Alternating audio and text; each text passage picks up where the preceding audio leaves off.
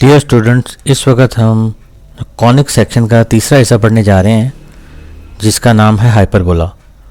उसकी डायग्राम आपको यहाँ पे नज़र आ रही होगी और इसमें आपको हर चीज़ मेंशन भी की गई है कि किस चीज़ का क्या नाम है। तो हम वन बाय वन इनको स्टडी करते हैं। सबसे पहले हम देखेंगे सेंटर की बात करेंगे। तो सेंटर, यहाँ पे सेंटर मेंशन है कि ये वाली जो पोजीशन है ये हाइपरबोला में सेंटर कहलाएगा।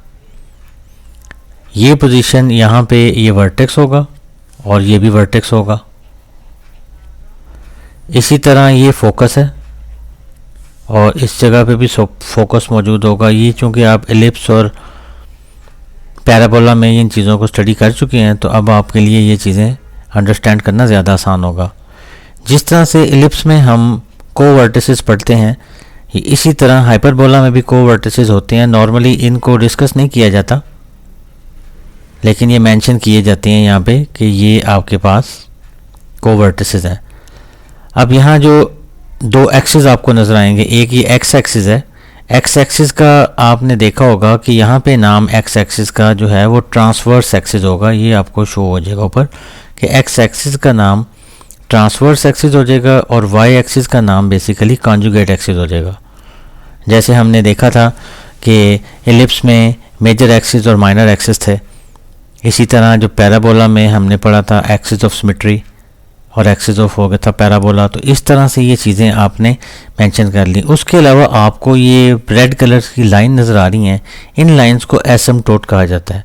एसिम्पटोट एक ख़ास किस्म की लाइन होती है जो किसी ग्राफ के साथ, अगर इस लाइन को इन्फिनिटी तक अप्रोच किया जाए इस ग्राफ के साथ साथ चलते हुए, तो ये ग्राफ को कभी भी टच ना करे, इसके दरमियान डिस्टेंस अप्रॉक्सीमेटली ज़ीरो हो लेकिन एग्जैक्टली ज़ीरो ना हो, तो ये लाइन जो इस ग्राफ के साथ इस तरह का बिहेवियर रखेगी, इस लाइन को हम एसिम्पटोट्स कहेंगे। तो एसिम्पटोट ये वाला इस तरफ से भी इस ग्राफ के साथ आपको बिहेवियर शो कर रहा है। यही लाइन एक्सटेंड करें तो इस साइड पे भी आपको ये लग रहा है कि बिल्कुल ग्राफ के साथ साथ टच करेगा, लेकिन ये टच नहीं करेगा। इतना क्लोज होगा कि आम आंख से भी आप नहीं देख सकेंगे कि इसके दरमियान गैप रहेगा। इन्फिनिटी तक एक्सटेंड कर दें तब भी गैप रहेगा, इसीलिए इस लाइन का नाम एसिम्पटोट है। सिमिलरली आप ये दूसरी लाइन देख लें, रेड वाली, ये वाली लाइन भी आपको नज़र आ रही है, ये भी एसिम्पटोट कहलाएगी। इसका मतलब है हाइपरबोला में दो एसिम्पटोट्स होंगे। तो बेसिकली जो हमारे पास टर्म बनी वो क्या बनी, हमारे पास जो चीज़ें कैलकुलेट करने वाली होंगी वो एक तो हमारे पास सबसे पहले सेंटर होगा जो हम कैलकुलेट किया करेंगे। नंबर दो हमारे पास आ जाएगा वर्टेक्स, बल्कि वर्टिसेस हो जाएंगे क्योंकि वर्टिसेस दो हैं। नंबर थ्री हमारे पास आ जाएगा फोकस, और फोकस की प्लूरल को हम कहते हैं फोसाई, कुछ लोग फोकी भी बोलते हैं इसको। नंबर फोर पे हमारे पास आ जाएगा एसिम्पटोट्स। एसिम्पटोट्स जो हैं उनकी इक्वेशंस हम निकालेंगे क्योंकि एसिम्पटोट्स एक लाइन होती है और लाइन की इक्वेशंस तमाम लोग जानते हैं कि लाइन की इक्वेशन के लिए जो हमारे पास फॉर्मेट होता है वो होता है y=mx+c। उसके अलावा हमारे पास ये कोवर्टिसेस भी कैलकुलेट किए जा सकते हैं और इसके अलावा ये एक्सिस ट्रांसवर्स एक्सिस का बताया जा सकता है, कॉन्जुगेट एक्सिस का बताया जा सकता है। लेकिन मेजर जो चीज़ें हैं आपकी कैलकुलेट करने वाली वो ये हैं।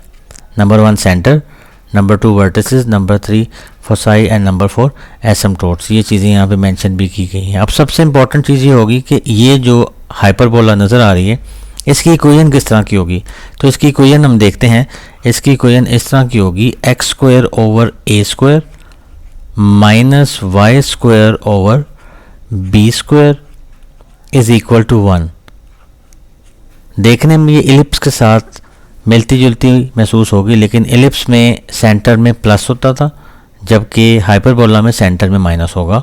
और अब आपने ये देखना है कि हमारे पास ये जो सारी पोजीशन हमने मार्क की हैं, इन सारी पोजीशन में किस किस पोजीशन की जगह पे वहाँ पे कोऑर्डिनेट्स क्या आएंगे, उनके पॉइंट्स किस तरह से मेंशन किए जाएंगे। क्योंकि हमने पैराबोला को भी और एलिप्स को भी स्टार्ट किया था तो सेंटर ओरिजिन पे रख के या जो है वर्टेक्स ओरिजिन पे रख के स्टार्ट किया था। इसी तरह हाइपरबोला में भी ये जो सेंटर है इसको हम ओरिजिन पे लेके चल रहे हैं, तो सेंटर को हम डिक्लेयर कर रहे हैं 0 0, यानी ये जो सेंटर है इस पोजीशन को हम 0 0 से जो है वो डिक्लेयर कर रहे हैं, मेंशन कर रहे हैं कि हम ओरिजिन से स्टार्ट ले रहे हैं। सेंटर इस हाइपरबोला का ओरिजिन पे होगा। जब भी इस तरह की इक्वेशन होगी सेंटर हमेशा ओरिजिन होगा। अब सबसे पहले वर्टेक्स मेंशन करते हैं, तो इस वर्टेक्स के जो कोऑर्डिनेट्स होंगे वो होंगे A0, क्योंकि ये एक्स एक्सिस है, एक्स एक्सिस के ऊपर एक्स की कोई वैल्यू तो मेंशन होगी लेकिन वाई हमेशा 0 होगा। अगर इस तरफ सेंटर से इस तरफ ये A0 है तो सेंटर से दूसरी तरफ जो वर्टेक्स है वो ऑब्वियस बात है, एलिप्स में आपने ये स्टडी किया था कि वहाँ पे आपको इन चीज़ों का आइडिया है। यहाँ पे हम ये कह देंगे -A0, तो इस वर्टेक्स की जो कंपोनेंट जो कोऑर्डिनेट होंगे -A0 होंगे। सिमिलरली आपके पास फोकस आ जाएगा, तो फोकस का तरीकाकार एलिप्स में फोकस निकालने का जो फार्मूला था यहाँ थोड़ा सा उसमें चेंज है। फोकस निकालने के लिए आप ये फार्मूला यूज़ करेंगे A² + B²। यहाँ से जो C की वैल्यूज़ मेंशन होंगी वो आप यहाँ पे शो करेंगे कि एक यहाँ पे C0 आ जाएगा और इस जगह पे जो फोकस के पॉइंट हैं वो -C और 0 आ जाएंगे। अब ये सारे के सारे पॉइंट मेंशन कर दिए गए। कोवर्टिसेस बेसिकली वो नंबर होंगे जो हमारे पास यहाँ पे B आपको नज़र आ रहा है, तो बेसिकली कोवर्टेक्स होगा 0B, क्योंकि y एक्सिस के ऊपर x0 होता है और ये B हो जाएगा और इस कोवर्टेक्स की वैल्यू आ जाएगी 0 - B। तो ये हमारे पास तमाम के तमाम जो हैं वो कोऑर्डिनेट्स को हमने मेंशन कर दिया और इनको लेबल कर दिया गया। अब हम देखते हैं कि कैलकुलेशन में हमें रिक्वायरमेंट क्या है। सबसे पहली रिक्वायरमेंट हमें है कि हमने A को कैलकुलेट करना है, फिर B को कैलकुलेट करना है और इन दोनों की मदद से फिर हम C को कैलकुलेट करेंगे। जो ही ये तीनों चीज़ें कैलकुलेट हो जाएंगी क्वेश्चन के अंदर, हम इन सारे को जगह पे रिप्लेस कर देंगे वैल्यूज़ और इस तरह से हमारे पास हाइपरबोला जो है वो पूरी की पूरी उसके कंपोनेंट जो है वो हमारे पास आ जाएंगे। सेंटर के लिए हमने फिक्स कर लिया कि सेंटर जो है वो हमारे पास जो इस किस्म के क्वेश्चंस में आएगा वो हमेशा 0 0 होगा।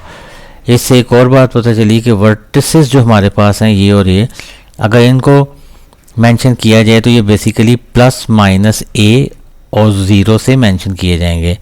फोसाई यानी फोकस दोनों जो हैं उनको मेंशन किया जाएगा तो वो +- C और इधर से 0 मेंशन किया जाएगा। एसिम्प्टोट्स की इक्वेशन इंपॉर्टेंट होगी लिखने के लिए। एसिम्प्टोट की जो इक्वेशन है वो बेसिकली हमारे पास आएगी y = +- B/A x।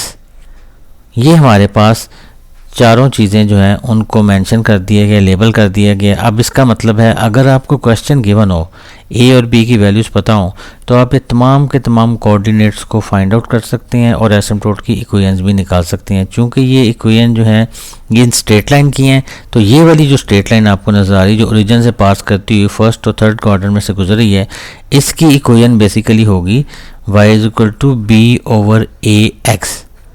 और दूसरी लाइन जो आपको सेकंड और फोर्थ क्वाड्रेंट में से गुजरती हुई नज़र आ रही है, इस लाइन की इक्वेशन जो है वो हमारे पास हो जाएगी y = -B/A x।